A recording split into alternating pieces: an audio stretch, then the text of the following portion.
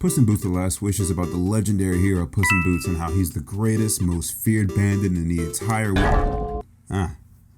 Well, he was. It turns out Puss used up 8 of his 9 lives, because he's a cat and all. The village doctor recommends that he ceases all adventures and become the new Garfield, basically just a lap cat. But this is the kitty boss man himself we're talking about. He laughs in the face of death, until he actually shows up. I mean, he took down a giant before he died, so I'm sure he can take some random Oh my god, not the ketchup! After getting absolutely clapped by Shira Omugami, death, puts Lester's anxiety get the best of him and runs away. Forced to live out the rest of his days as a regular cat, eating cat food, peeing in a litter box instead of a toilet.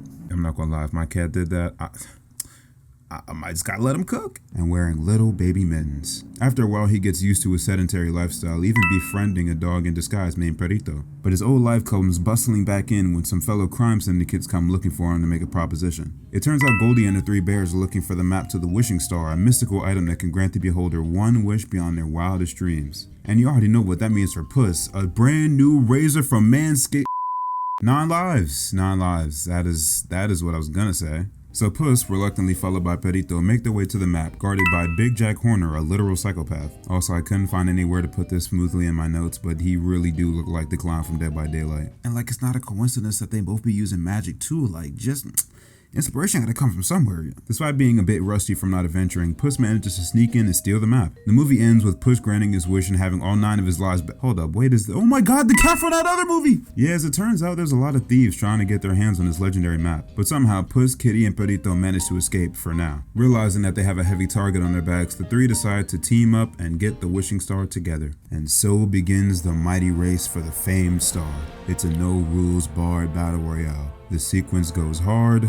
Feel free to screenshot. But yeah, so begins the journey. It turns out that the path set is different for each of our heroes. The Cave of Lost Souls, the Swamp of Infinite Sorrows, clearly they got their work cut out for them. But for some reason, the innocent Perito has the easiest path of them all. So they choose to go that way, followed closely by the bears and Big Pyro Horner. After some character development and a quick shave, the 3 protagonists get caught in a fight scene between all the main villains. It goes surprisingly well for a 3v4v50 until Puss remembers that death is always watching and can't help but run away. When Perito tracks him down and asks what's the matter, it's here that we find out Puss and Kitty were going to get married, but Puss got cold feet and left her at the altar. Damn, so he's been running for a while now.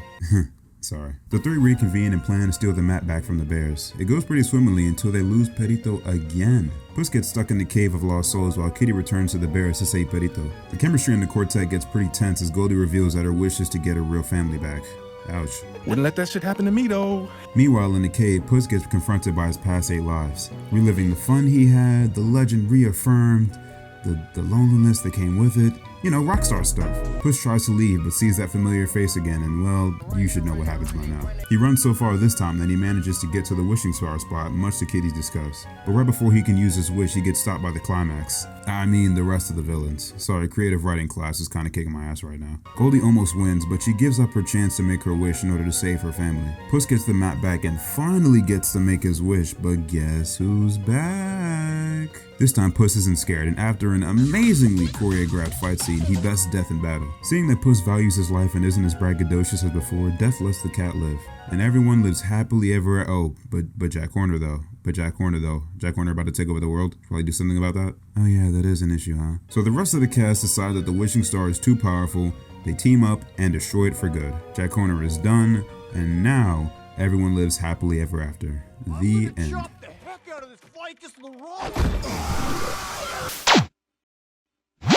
Thank you guys for watching this video. If you enjoyed it, leave a like, hit the thumbs up, subscribe, and all that good jazz. First video of the new year, so let's hope that 2023 is actually, consistent uploads, even though, like I said, kind of getting this one out a little bit late. I honestly couldn't think of a video to make, but after I saw this movie, I felt like I had to do something concerning it because it was really good. Not even just for a kid's movie, just for a movie in general. This movie was actually kind of sick. The pacing was good, there were a lot of characters, but it never felt like there were too many. It was a surprisingly good tale about morality, not being too braggy, appreciating the life that you have. But yeah, that's it.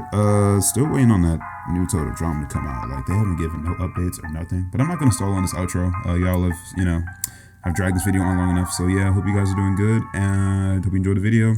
Subscribe, support, all that good stuff, and I'll see you guys later.